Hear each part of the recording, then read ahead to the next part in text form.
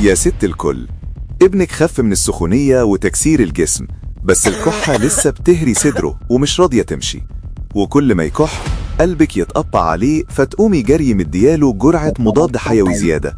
وقفي وقفي فورا، انت كده مش بتعالجيه، انت حرفيا بتولعي النار في صدره. امبارح جات لي ام ابراهيم شايله الواد هيمة، الواد بقى هيكل عظمي من كتر الكحة الناشفة اللي بتزيد بالليل، وبتقولي يا دكتور ده خد ازازتين مضاد حيوي والكحة بتزيد. قلت لها تعالي يا ام ابراهيم نفهم ببساطة، الشعب الهوائية دي ربنا فرشها من جوه بنجيلة ناعمة بتحمي الصدر.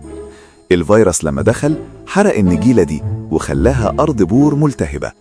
الكحة دي بقى هي صويت من الصدر، لأن الهواء بيحك في اللحم الحي بعد ما النجيلة ماتت. لما انت بتدي مضاد حيوي انت بترمي مية نار على جرح مفتوح. المضاد بيموت البكتيريا، بس هنا مفيش بكتيريا، هنا في جرح محتاج يلم.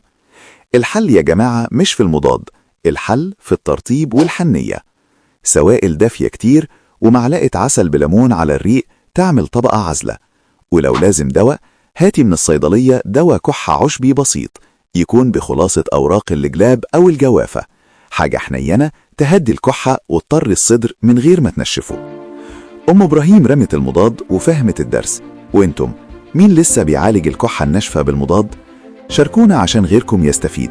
خلصت حكاية النهاردة، بس حكايات العلم ما بتخلصش. أنا دكتور رفعت، استنوني في الحكاية الجاية، لأنه ورا كل دواء حكاية.